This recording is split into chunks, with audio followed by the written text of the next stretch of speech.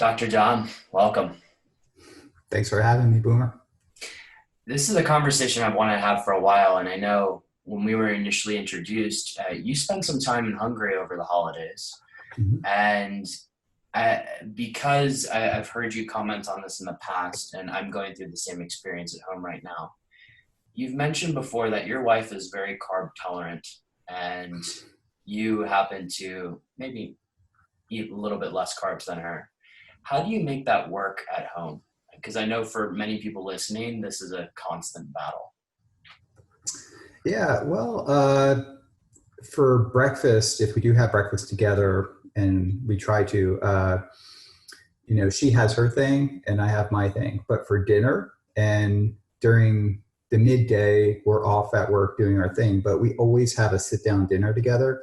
And essentially what we do is cook some kind of beef, chicken, fish, and a salad, vegetables, and she will sometimes have a starch on the side, Hmm. whereas I won't have that. And I believe your wife is Korean, so Yeah. rice is like a staple meal. Potatoes have been kind of staple for my wife, but I think the last time we had breakfast together, and sometimes I skip it, but she has like muffins and maybe some yogurt and some kind of fruity drink, so it's probably 100 or more grams of carbs like for Wow. breakfast. So I probably won't have that for the whole course of a week sometimes. So her carb allotment just for breakfast.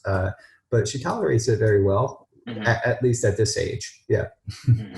And I guess that begs the question, how was Hungary for you?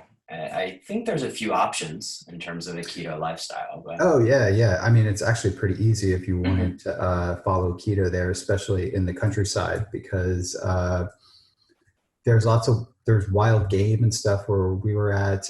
There's a particular heritage uh, pig there, pork that they have. Mhm. It's always on the menu. Fish or trout they have. There's a lot of streams where we were at. Um, but it's pretty easy to follow, and her mom is very receptive and understands the diet, so would cook especially for me. Uh, but at the same time, there's lots of pastries and stuff, especially if you're in Budapest and you're traveling, in more of the downtown areas and stuff. So I know my wife misses a lot of the sort of comfort foods over there. Mhm. So she indulged quite a bit. But I think we both lost considerable amount of weight when we were there, even though it felt like we were eating nonstop because we were walking so much. We did a lot of Mhm. hiking and stuff too. So, but yeah, and then I probably ate a lot more carbs than I normally do Mhm. during that 3 weeks of travel, because I do like to experience the culture, in Mhm. different areas.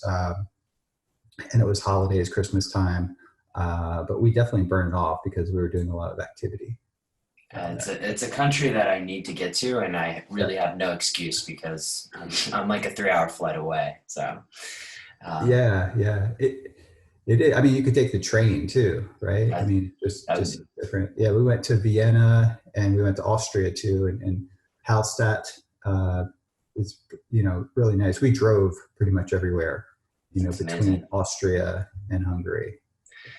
Sounds like we should exchange vacation recommendations after Yeah, this. But absolutely.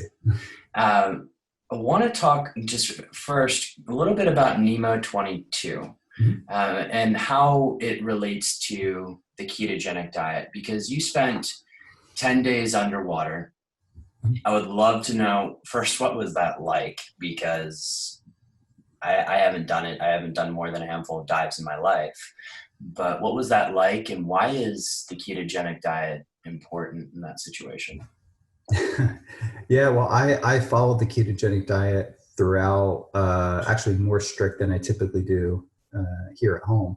Hmm. Well, I guess my interest in the ketogenic diet may have gotten me on, or got me on the radar of NASA's sort of planning committee and the director of these Hmm. space analog programs. And NASA has probably about 13 or 14 different space analogs. And NEMO is really the most relevant. And to my understanding, NASA Extreme Environment Mission Operations, they come up with clever acronyms for these Yeah. things. NEMO is the only sort of analog, deep space travel analog that uses astronauts, because astronaut time is like at a high premium. And there's other things like high seas and the Adhere mission, where they take everyday folks and put them in for up to a month. But NEMO is typically about 7 days to 2 weeks. The idea is NASA vets out different procedures, different technologies, different physiological strategies in this space analog mission, because it is so relevant to deep space travel, because you're living in a habitat. When you do the EVAs, which is extravehicular activity, you are neutrally buoyant. So it's like being in, sometimes you're weighted to be on the lunar surface, sometimes you're weighted to be on the Mars surface, depending upon the mission. And there's also a time delay, depending on if you're on an asteroid or Mars or the moon, they'll incorporate a time delay. So when you're doing operational activities during the EVA, that you have to work with that time delay. And that could be pretty challenging too. So I have been studying the ketogenic diet as a countermeasure against extreme environments experienced by the Navy SEAL or the combat diver using closed circuit rebreathers or doing special operations missions. And it kind of falls back on early work that the military did with fasting.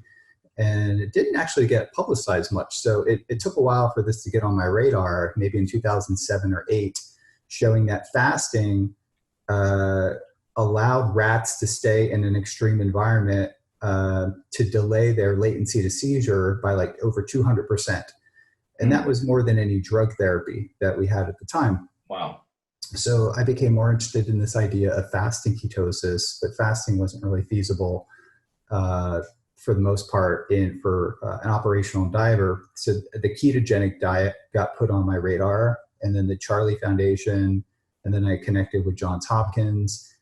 And I realized that this diet was just not a fad diet. I mean, this is before the ketogenic diet got popular, well over 10 years ago.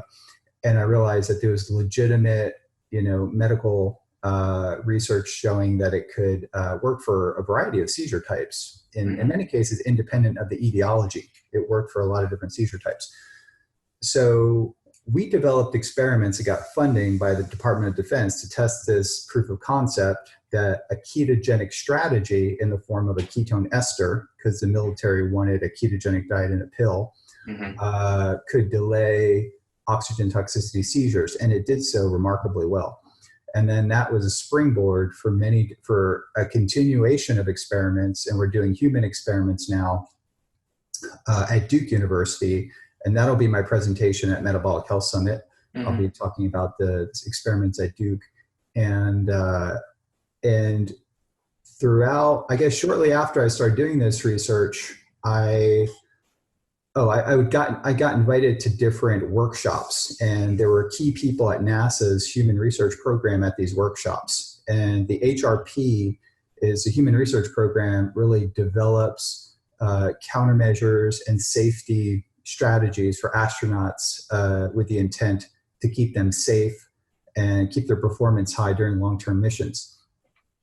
And my presentation at these conferences engaged the right people, and I gave a number of presentations at NASA and other places, and I got an invite to be a crew member, which was really, really cool to be on the NASA NEMO 22 mission. My colleague, Dawn Kernagis, who's at the Institute for Human and Machine Cognition, was a crew member for NEMO 21, and my wife was a crew member for NEMO 23, actually.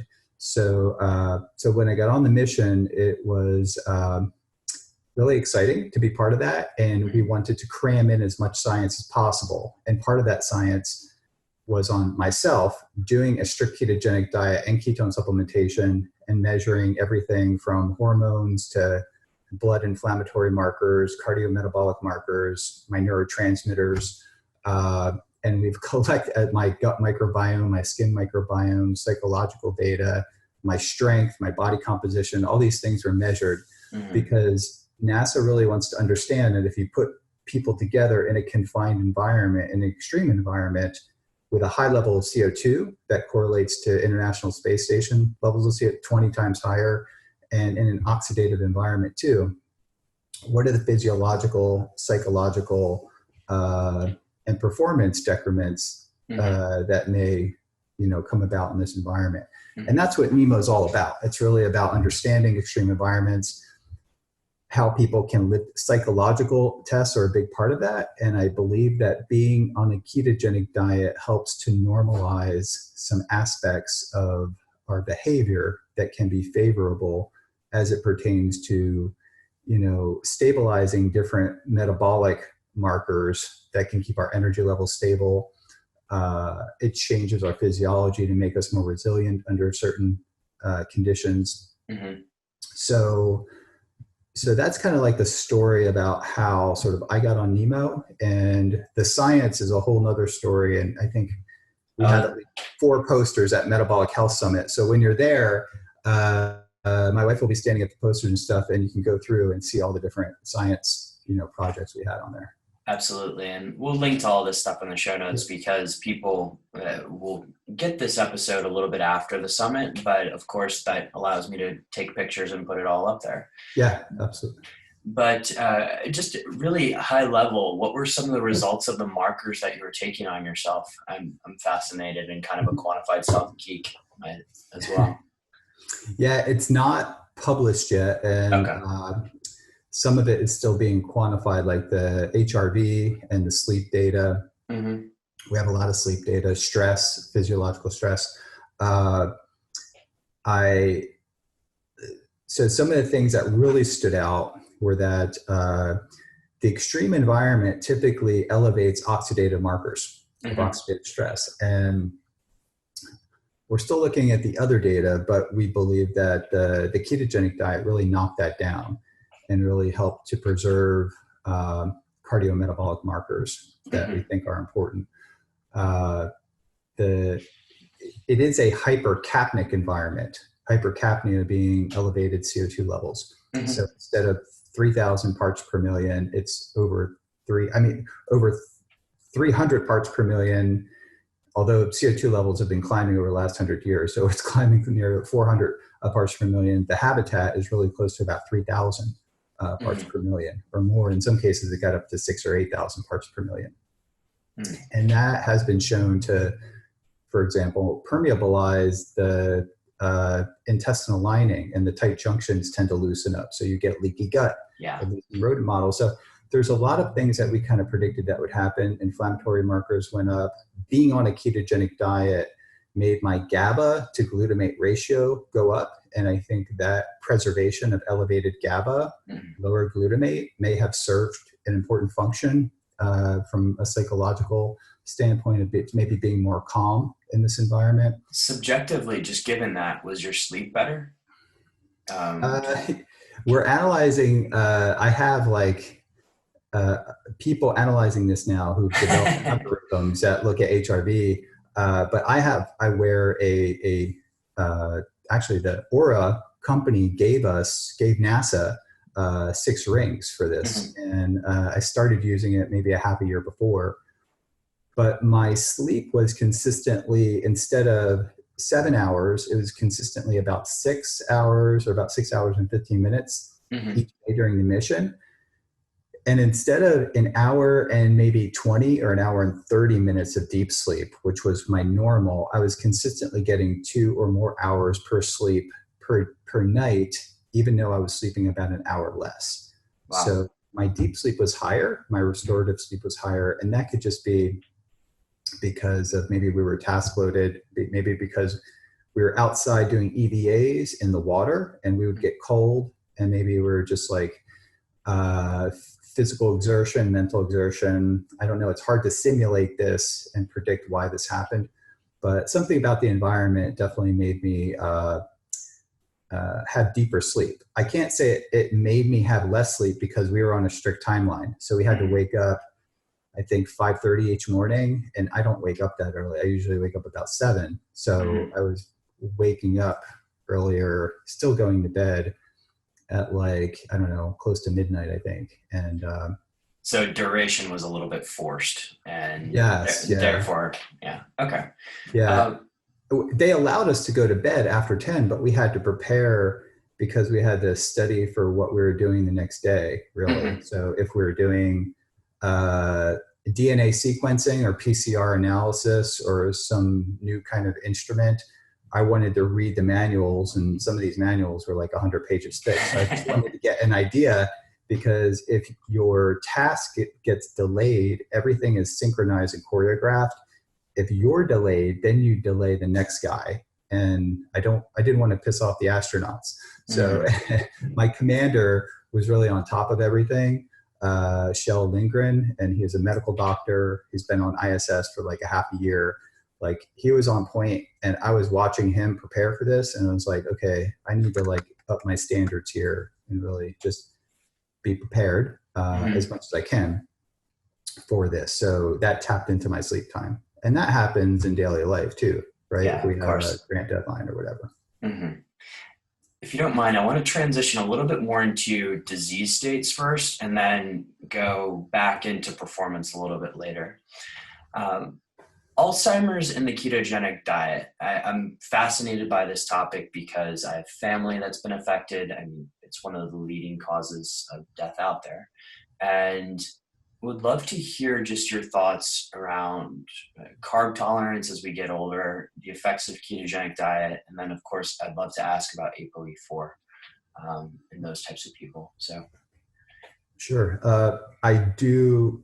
Actually, one of the first ketogenic diet experiments that we did at University of South Florida was with the Bird Alzheimer's Institute. mhm, And it was testing a ketogenic diet in mouse models of Alzheimer's. So that was the thing that first engaged me. So using it for an application that was an off-label sort of use of the ketogenic diet, and it still mhm, is off-label, but it's still continuing to gain some steam. Dr. Mary Newport was a doctor, is a doctor here, and she was a pediatrician, and her husband had advanced Alzheimer's disease and was studied at the Bird Alzheimer's Institute. And he consumed coconut oil and MCT oil and did better on the mini mental status test and also the clock test. And this made front page of the St. Pete Times in our mhm, area. And it was right about the time that I started getting interested in the ketogenic diet for oxygen toxicity. So I saw the paper, and someone was like, "You're studying ketones, right?" This woman observed that her husband had a dramatic response, and he had advanced Alzheimer's disease, and he was studied at the Bird Institute where we're at. So I connected with Mary Newport, and I actually brought her into the University of South Florida and had her do guest lectures. And she inspired me to think beyond the ketogenic diet, actually to think of ketones as a means to restore brain energy metabolism, because with Alzheimer's disease, a hallmark characteristic is glucose hypometabolism. And mhm, that can be validated and is validated on an FDG PET scan. A fluorodeoxyglucose PET scan will mhm, show glucose hypometabolism in the brain.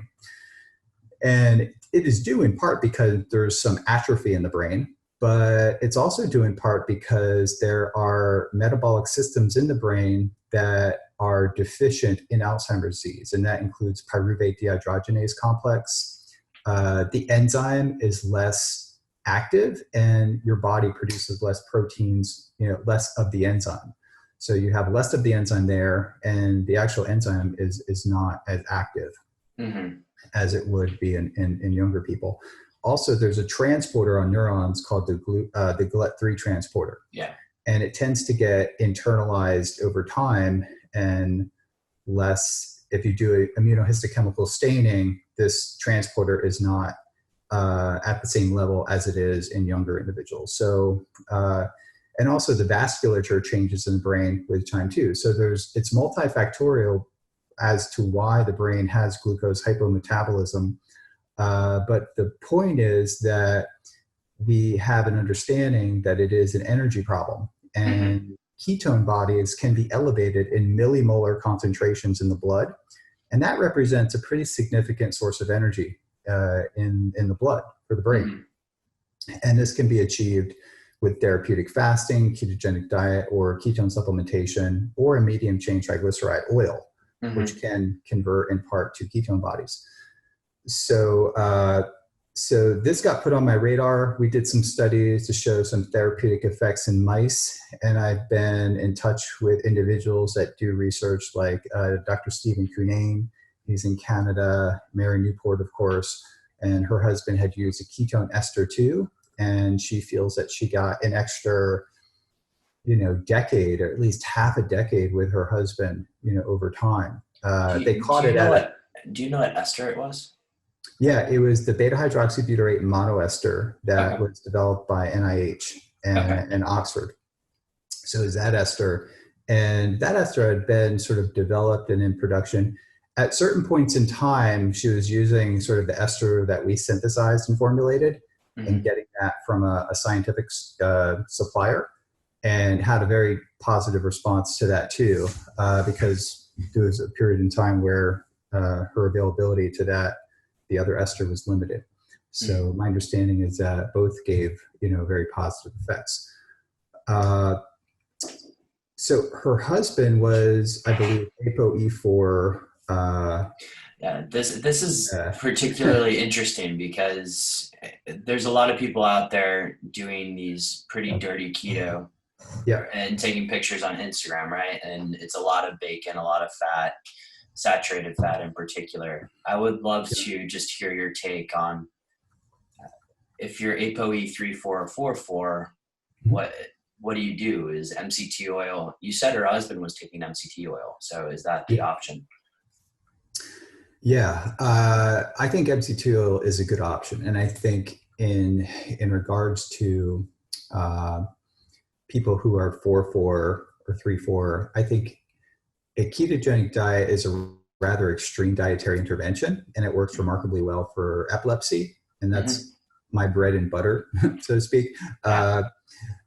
So, and it was even odd to me that the more I got entrenched into the epilepsy world, and I saw like people like Jeff Volek and Stephen Finney and other people were advocating this for exercise. And that was almost like strange to me, because I was in the world of neurology and epilepsy, and that low carb was using, because I was, sort of like a recreational athlete or gym guy, and really didn't think about it as a legitimate means, for body composition alterations or even performance. But my mind on that has changed over time.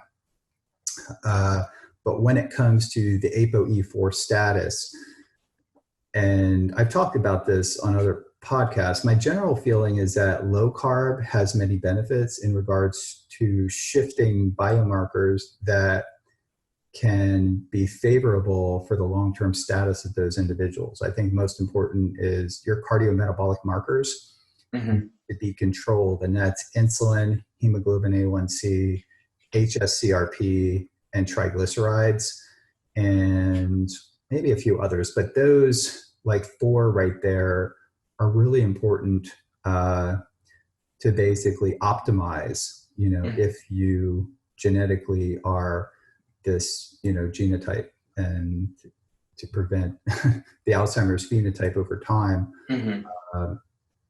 A ketogenic diet may not be optimal, although I know quite a few people who are 4-4 who follow a ketogenic diet. And I think the food choices are also really important over time. And you can get around a strict ketogenic diet and optimize your ketone levels with just a combination of low carb and intermittent fasting.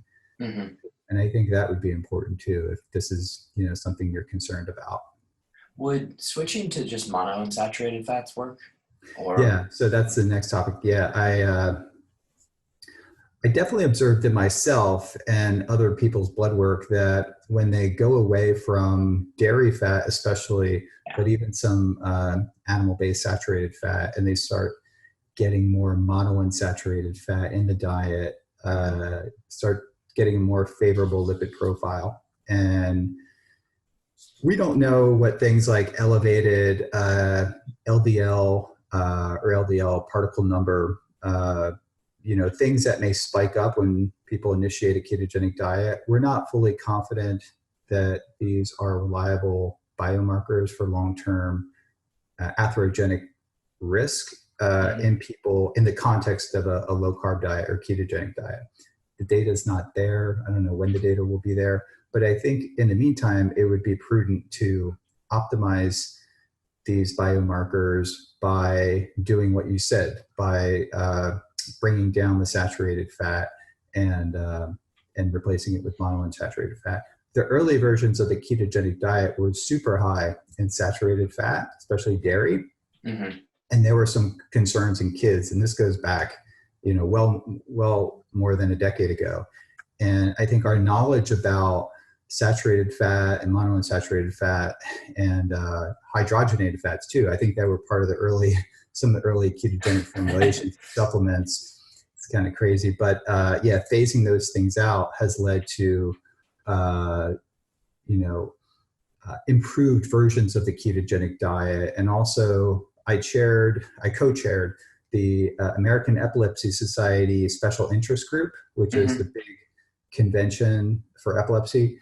And Dr. Eric Kossoff from Johns Hopkins continues to present some pretty compelling data that a modified ketogenic diet that's not 90% fat, but more like 70 to 65% fat, continues to have a favorable response in epilepsy. In some cases, it's equal as far as efficacy, especially in adults. So we didn't even think early on that the diet would be helpful with adults in epilepsy. But about 10 years ago, that was confirmed. And now we used a modified ketogenic diet approach in adults. And actually, that's what the fitness community is using. Yeah. Now, practitioners, pediatricians, or pediatric neurologists are, when appropriate, converting their pediatric patients from the classical ketogenic diet to modified ketogenic diet and seeing sort of similar seizure control. Mm-hmm. So I think the understanding that it had to be super strict and 90% fat, that those attitudes are changing. And in some cases it does need to be, or works a little bit better, but it's not probably as important as we once thought it was.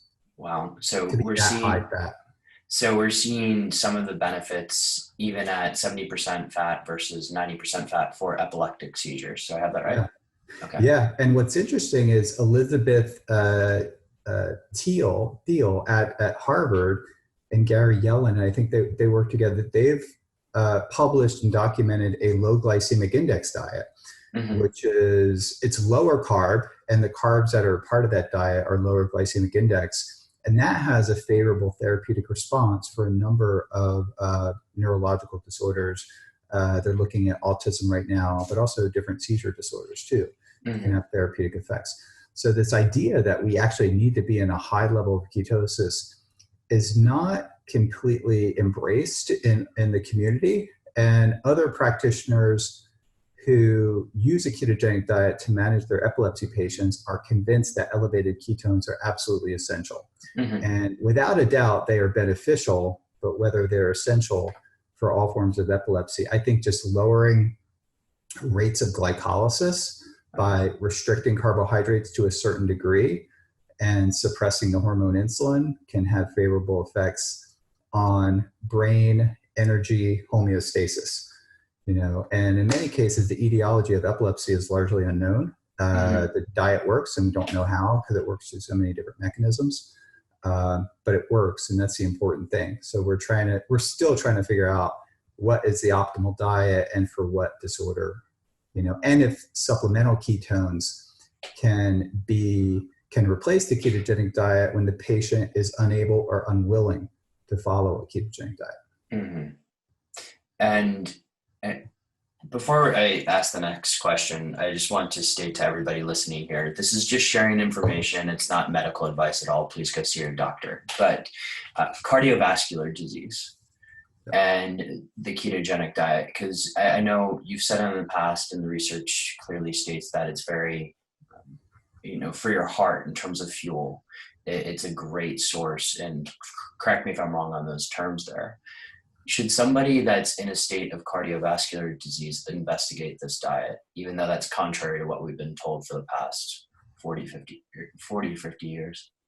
It is controversial. I'm always a little hesitant to, I'll give my opinion. Mm-hmm. And I think the cardiovascular concerns of a ketogenic diet as being atherogenic are not really well founded. When people criticize the ketogenic diet, they typically point to a high fat diet. So high fat diets are atherogenic. There's a big difference between a high fat diet and a ketogenic diet.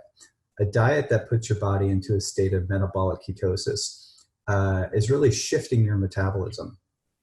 And typically what happens is that this type of diet inadvertently produces calorie restriction, which correspondingly changes many different biomarkers in a favorable way, suppressing the hormone insulin. By virtue of hormone suppression of insulin, you tend to have a mild diuretic effect. So that decreases your blood volume because it has a diuretic effect and maybe a natriuretic effect, maybe your sodium too. So your blood pressure goes down, your heart rate usually goes down, your sympathetic nervous system typically goes down a little bit just from HRV data. Wow. Just real quick on that. So inflammation goes down. From ketosis, you see a net effect of a decrease in sympathetic nervous system activation. I think we can reliably say that, yeah, for calorie restriction. And I think a ketogenic diet, by suppressing a hormone insulin, does have some effects on the nervous system and maybe even thyroid too to some extent. And I know I see it in myself. Yeah, me too. And I have to really mine the HRV data because it could be a calorie restriction effect. But I think even independent of calories, I think when you cause this metabolic shift, you are creating a suppression of sympathetic nervous system drive to some extent, maybe not activating parasympathetic system.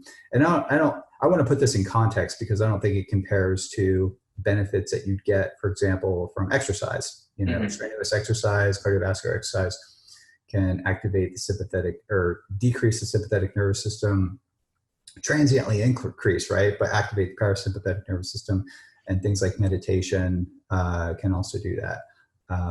But I think we're just starting to understand what dietary influence, and I think it's important to tease out the benefits of the ketogenic diet from calorie restriction, because I think historically we know calorie restriction just has all these benefits, and the ketogenic diet has been shown in many different studies to have many different benefits, and the authors kind of gloss over the fact that the individuals maybe lost some weight, and so that means that they were calorie restricted. And when you calorie restrict, like everything improves, especially if the individuals were a little bit heavy going into it. So I think that needs to be acknowledged and appreciated.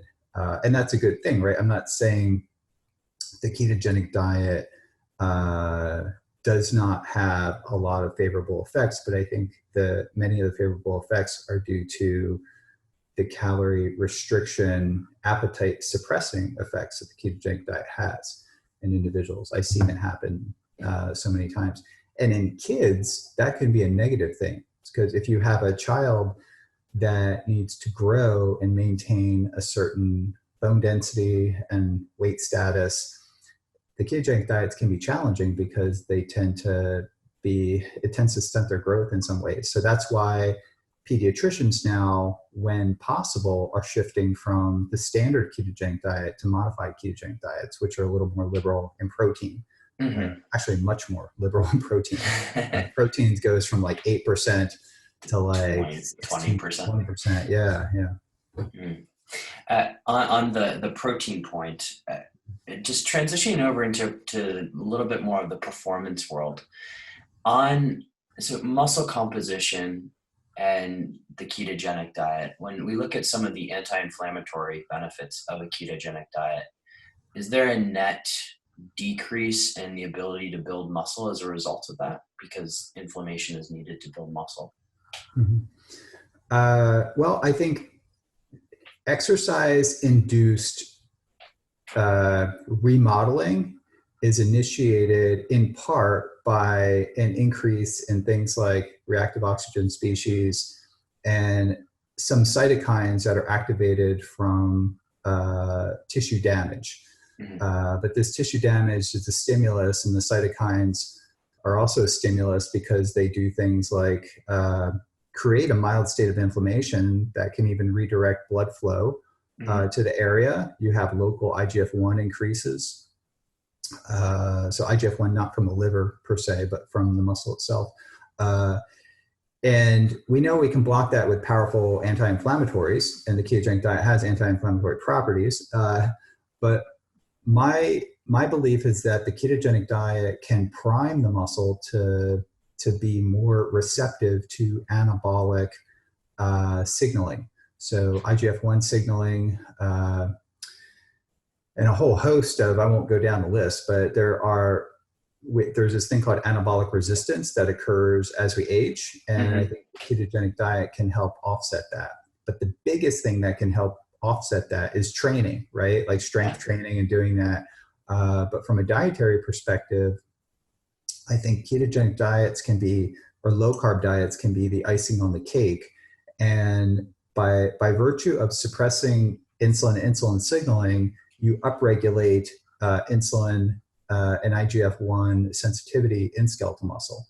So, and we know that when you train, you have localized increase in IGF-1, and you could be amplifying the anabolic signal. And that could be beneficial, especially if you, in 24 to 48 hours following intense exercise where the remodeling takes place.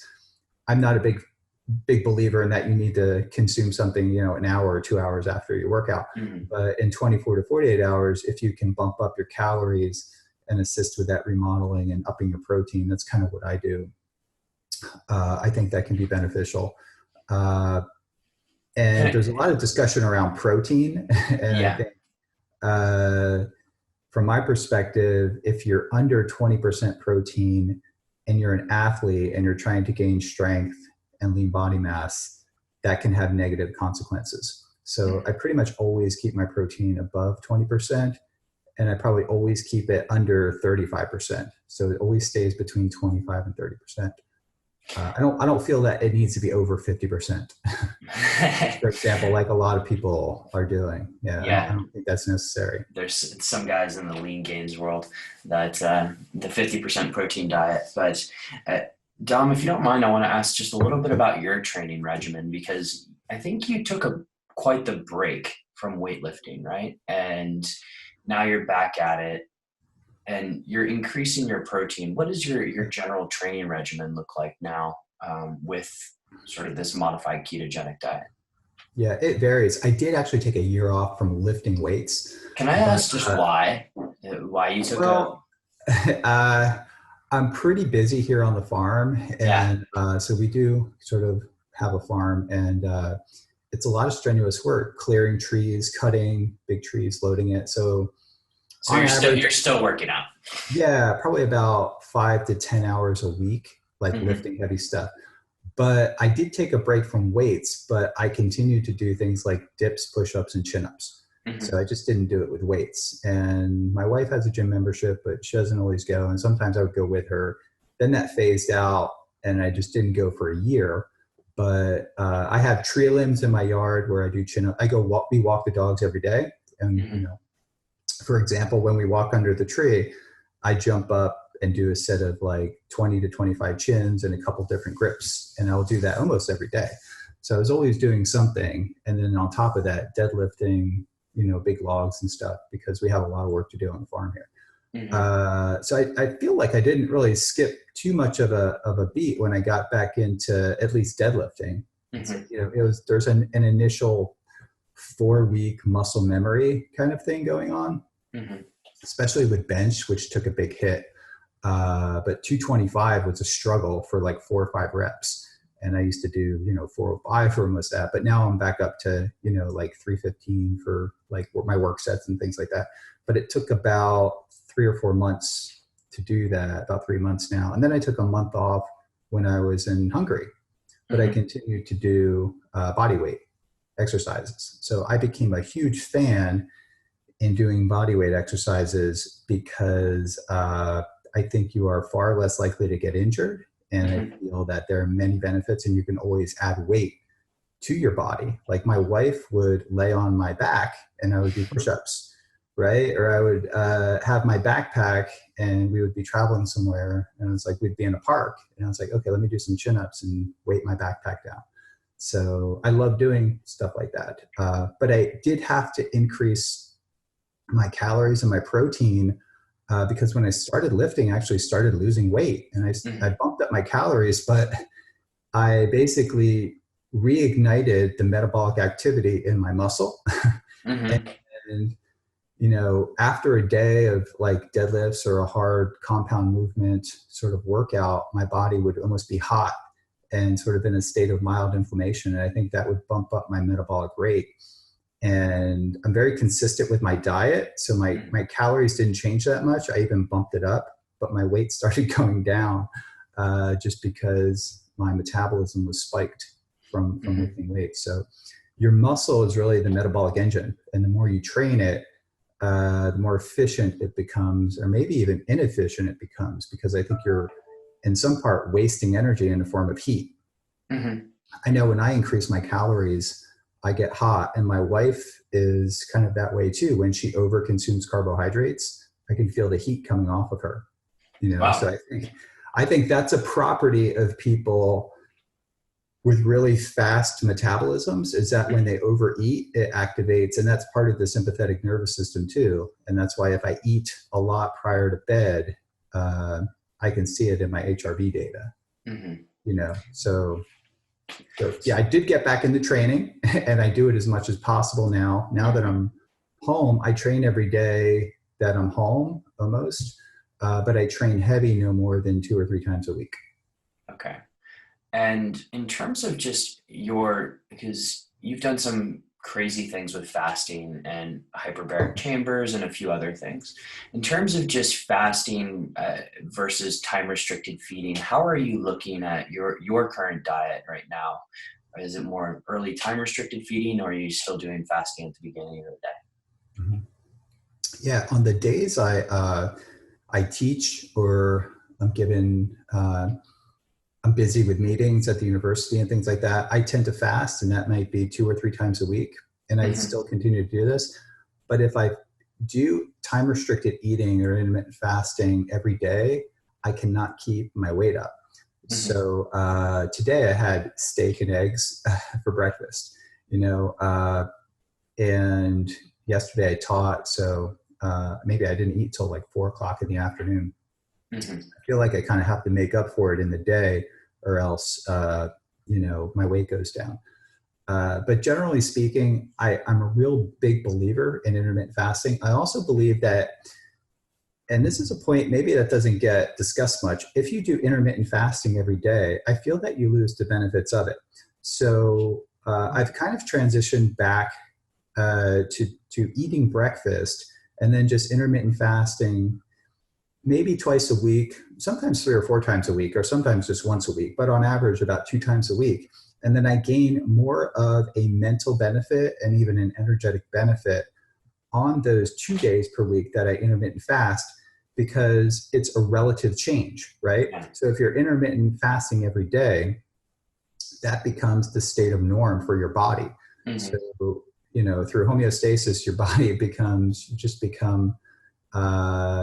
you know, that becomes normal. So I think you can derive more benefits, and the benefits that I try to get out of intermittent fasting is that it calms my mind.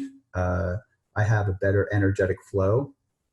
So if I have to do something that involves a lot of cognitive horsepower, if I'm writing a grant or working on a big project or teaching or something like that, I will eat breakfast and follow more of a spread out diet the days before, and intermittent fast the day of, and try not to push that feeding window too late, because if I push it too late, then I try to get in too many calories too late, and that disrupts my sleep. So I essentially, when I intermittent fast, I try to eat an early dinner instead of just snacking and eating a dinner later.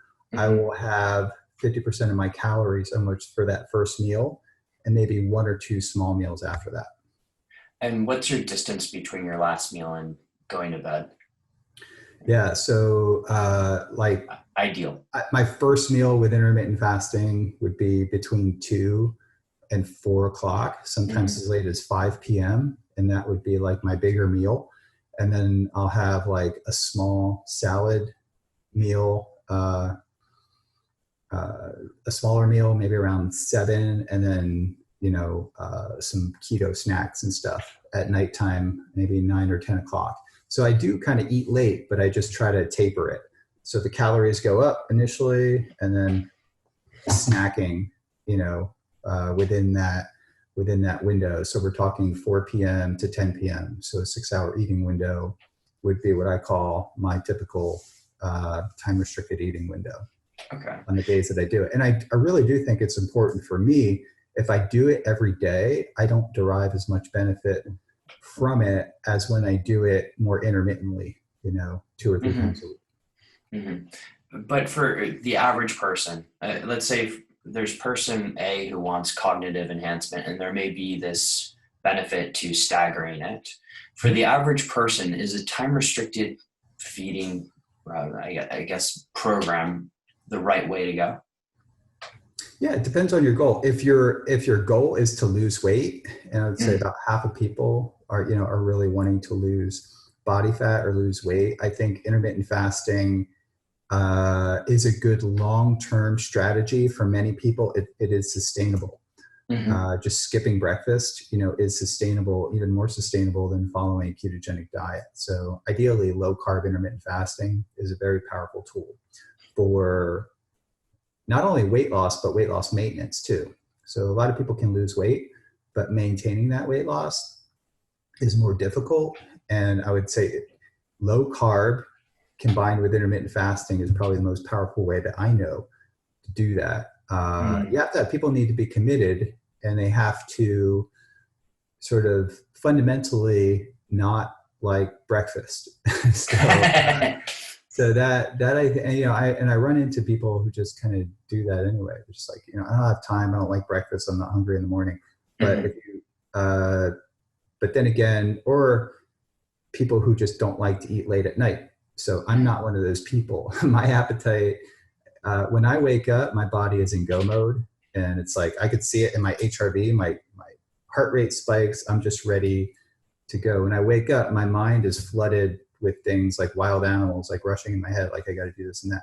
And then I like to taper off at night, and my body goes into like relaxation mode where, but I don't like to consume a lot of a heavy meal at nighttime, because that invariably disrupts my sleep, influences my energy the next day.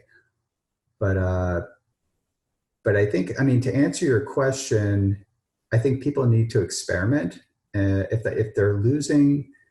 losing weight is their goal, the more you intermittent fast and incorporate that regimen into your daily activities, the more progress you're going to make.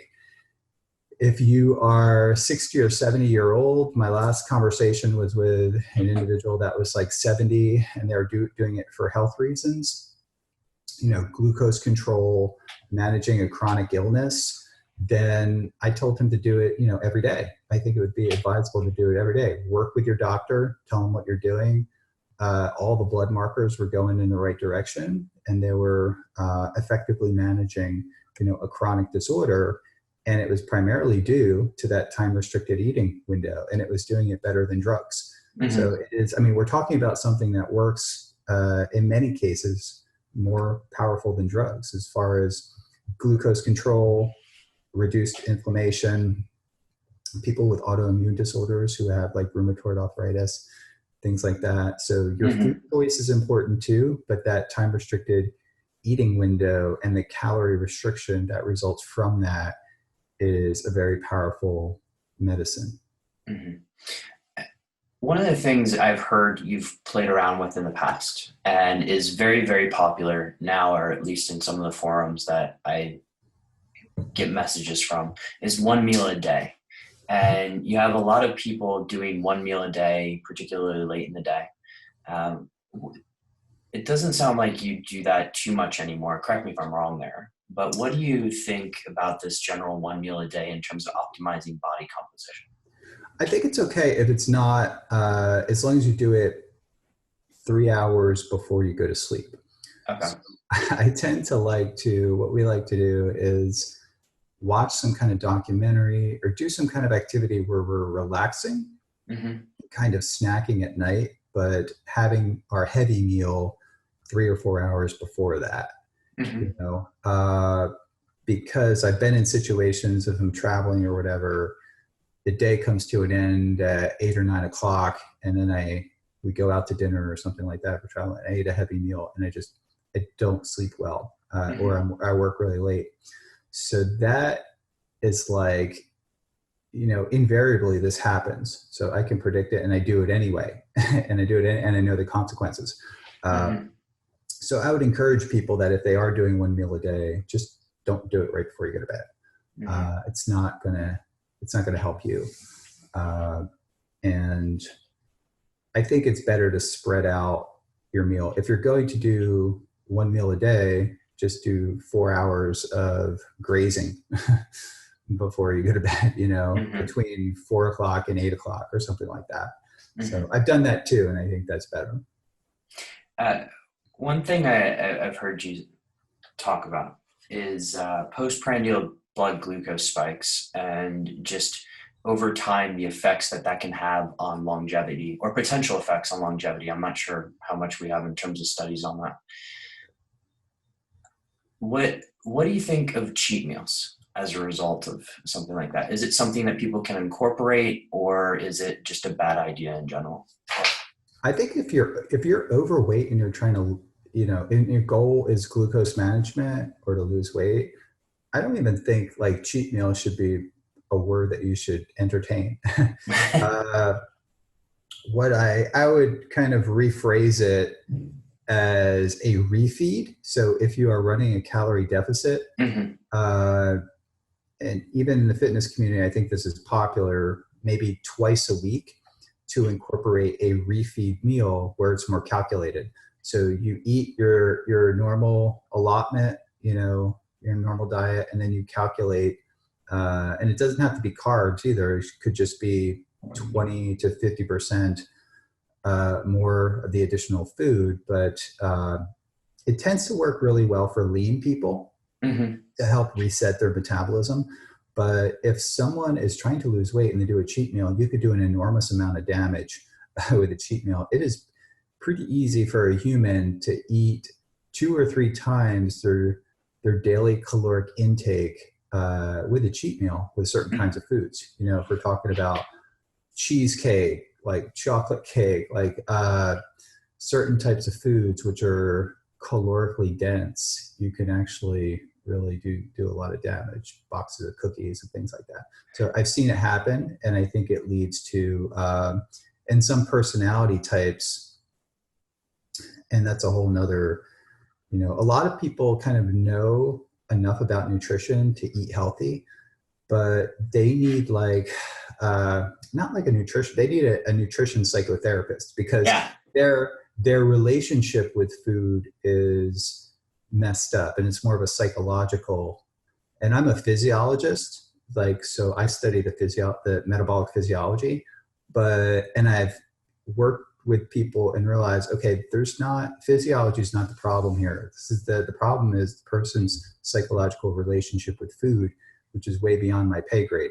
Hmm. But I think that cheat meals do a disservice to many people who are trying to really establish healthy eating behavior because they figure, oh, okay, I blew my diet, so let me just eat a whole pizza and then finish off with chocolate cake tonight because I'll reset in the morning. Hmm. This is not good behavior. I've seen it in the bodybuilding community and the fitness community, and it's a fairly common thing. And being overly controlled with your diet, especially with macros, and even if it fits your macros kind of approach, Oh. where people become really uh, preoccupied in a neurotic way with macros and weighing things out, that you can only do that for so long, I think. So Hmm. that's why I really do like carbohydrate restriction or some degree of carbohydrate restriction, because I think it tinkers with our brain in a way that amplifies the autoregulation properties of the brain for healthy eating habits. Mm-hmm. When you're spiking your glucose and insulin repeatedly with processed foods, I think it becomes harder for the individual to control their eating behavior, certain individuals. Mm-hmm. So low carb, higher fiber foods can also help delay that gastric absorption. Um, Mm-hmm. so some of my So, thoughts there. okay. On the,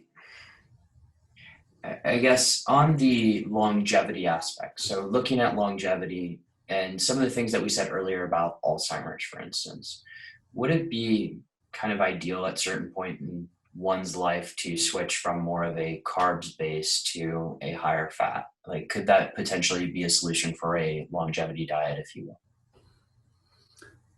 Yeah, I think as we age, our carbohydrate tolerance declines with age, even Mm-hmm. if we are working out. But that can be, I've seen individuals that are 30s and 40s start working out and their carbohydrate tolerance increases. Mm-hmm. In many cases, though, these individuals were athletic in their youth. So they tend to, it's kind of a muscle memory thing. But if we do become more carb intolerant with age and we need to get our calories from somewhere, I think it is important to maintain protein because we want to Mm-hmm. offset. Probably most important is to offset that age associated sarcopenia. Mm-hmm. So the more lean body mass and muscle we keep, probably that's like the key, the most important thing. And that comes down to maintaining your strength in the basic compound movements. Or you don't even have to go to the gym. It could be, dips, chins, push-ups, things like that. So that is probably first and foremost the most important thing. And then you can continue to eat the same diet, but you might have to titrate the calories in ways that just match your metabolism.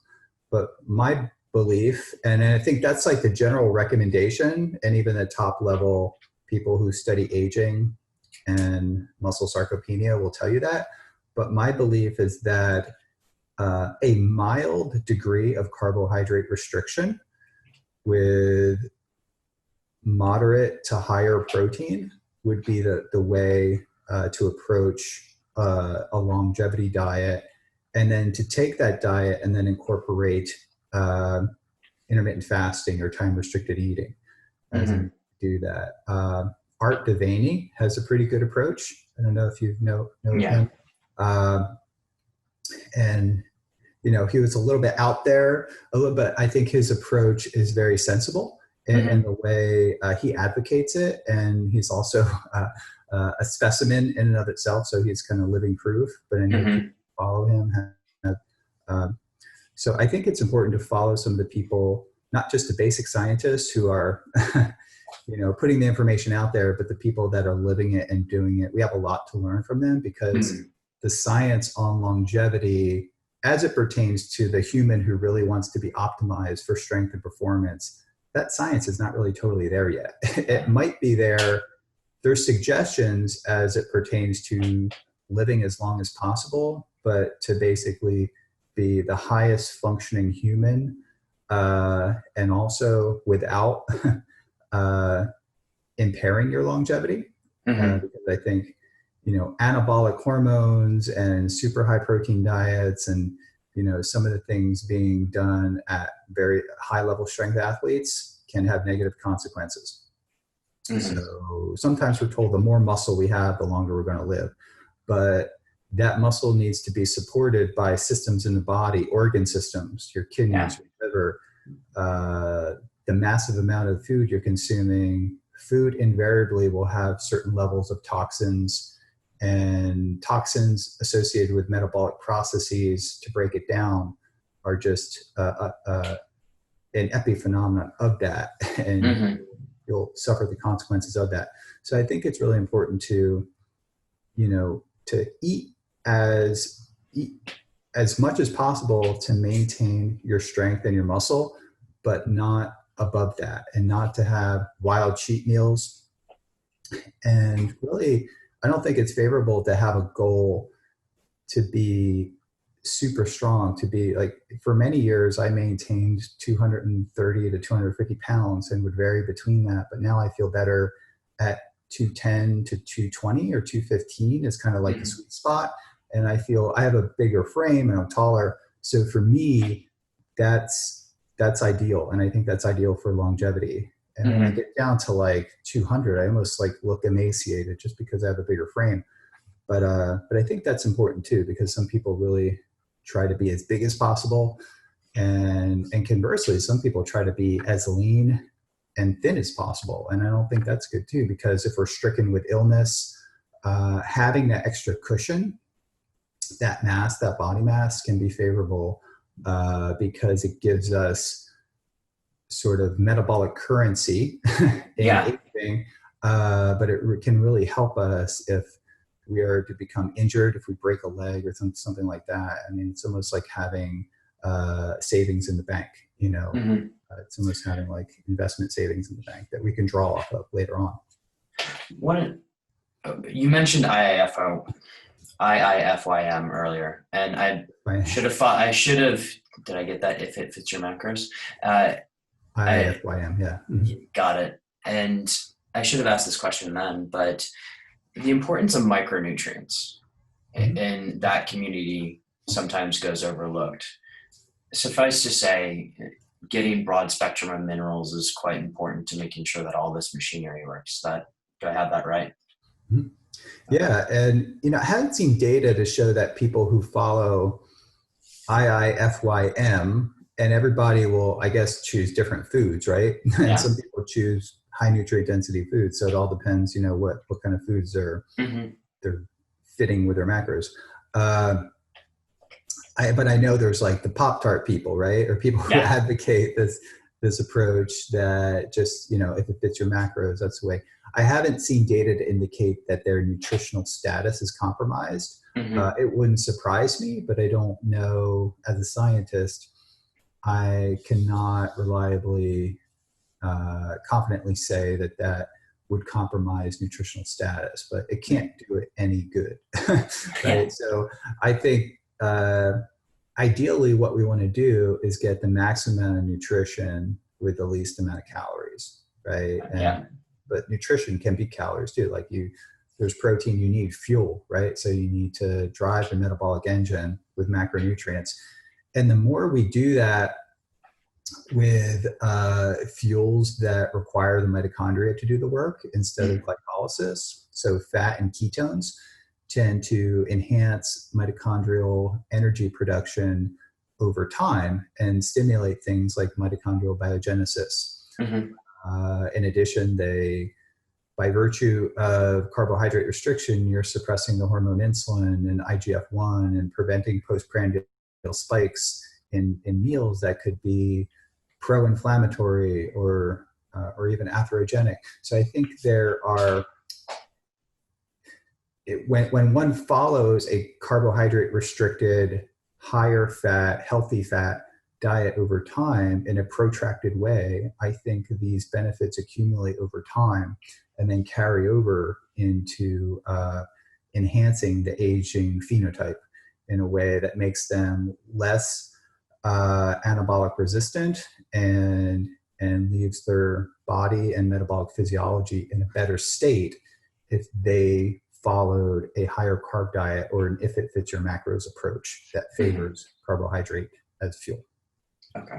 So that's sort of encompasses my philosophy. Excellent.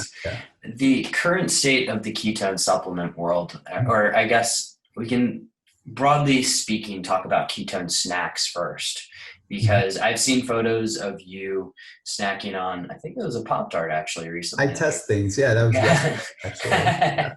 I'm testing it today. After this, it'll be like my next meal. I have to wait a couple hours, but I will test my blood response to it. I would love to see those results because it's the ketone snack or the ketogenic snacks are obviously proliferating all over the world, right? And what do you think about these? Like, do you have any favorites? I know well, no foods kind of went away. What other things? What other things do you like? Well, okay. I am a big Whole Foods person, Yeah. and people send me snacks, and I have a lot of things that I probably only post about and test about 20% of what's actually sent to me. Hmm. And some companies, the personalities behind them and the mission behind these foods are very noble. And there are, there's no way to change certain eating behaviors. And maybe, in grad school, we had class, the mechanisms of addiction and the mechanisms of depression and substance abuse. The easiest way to get someone on the right track if they're abusing a substance, and I do think food can be abused, is not to eliminate that food, but to transition them into something less damaging if we're talking about a drug substance, right? So it'd be like a step down approach almost. Yeah, obviously. Okay. Yeah. That's what I mean.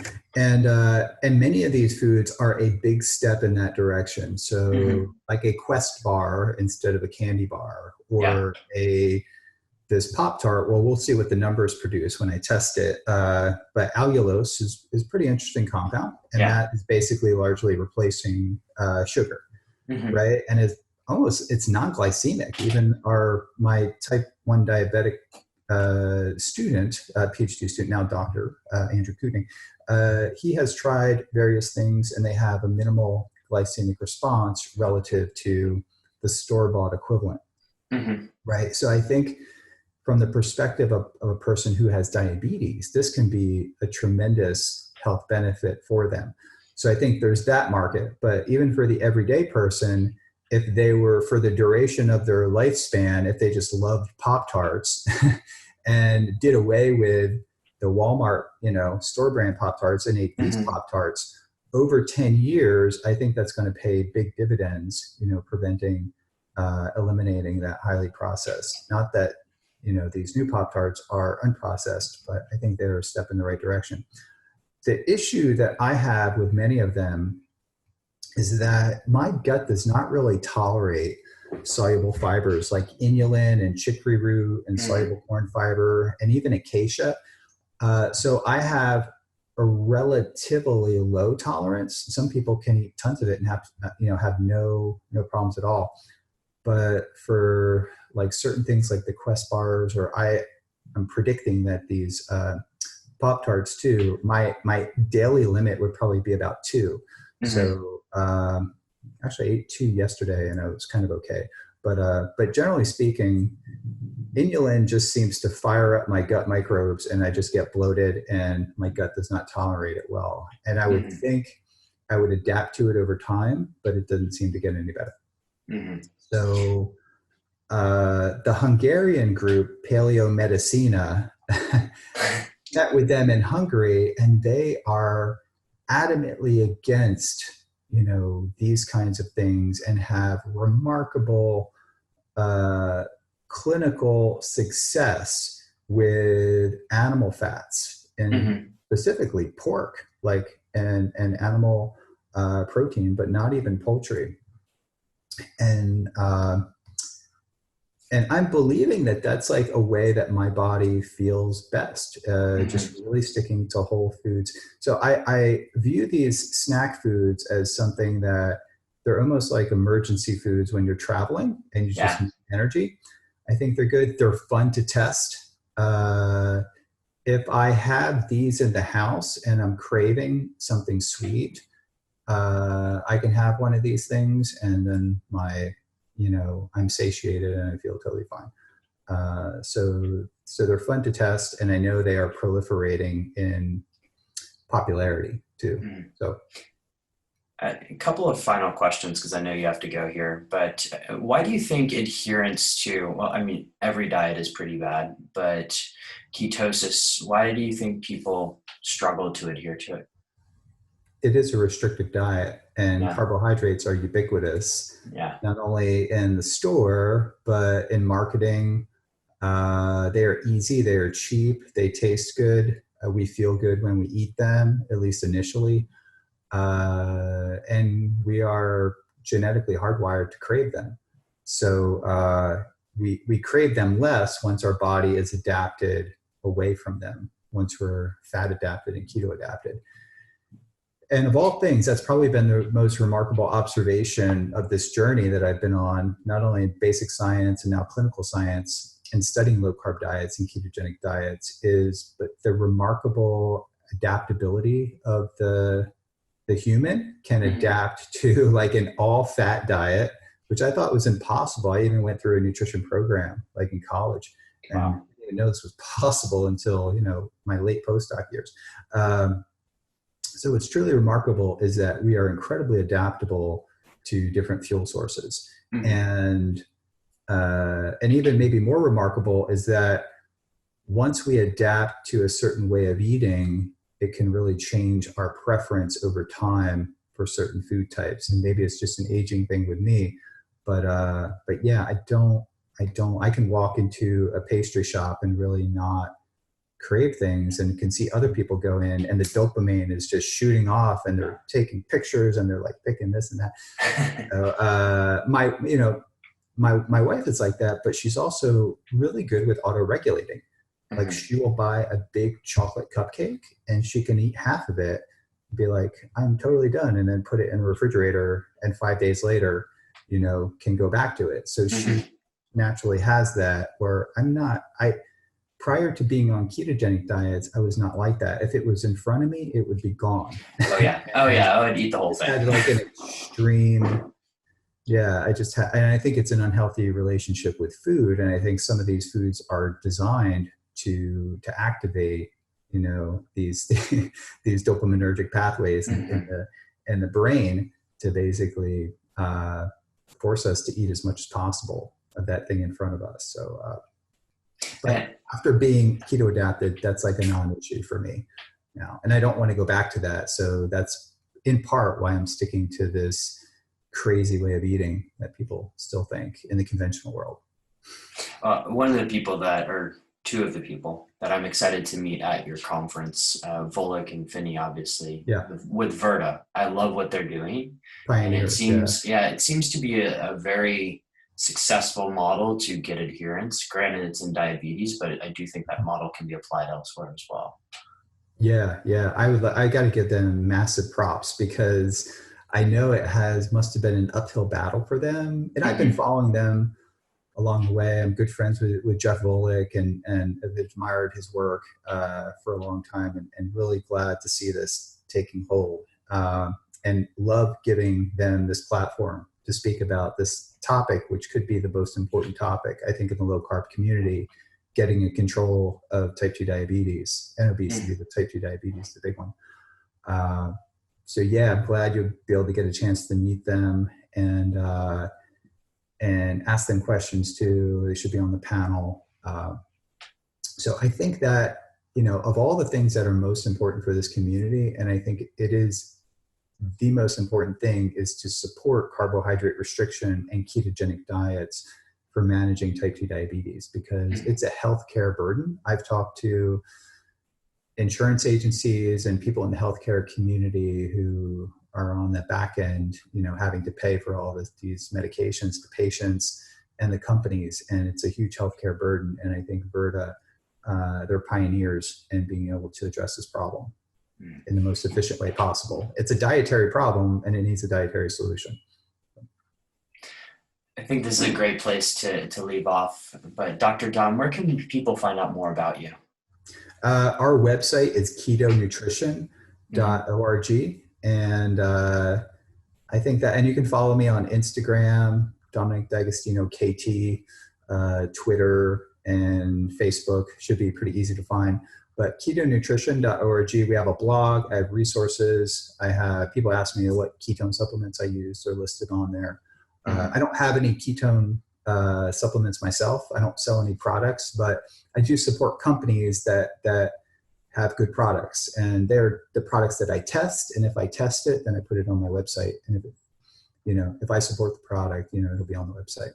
And just, it all goes back to the lab and funding research, right? Yeah, absolutely. Okay. Yep. Awesome. So we have different affiliate links, and occasionally you may see me post like an Amazon link too, and they have support. So it goes back to supporting the mission, 100% of the research funds.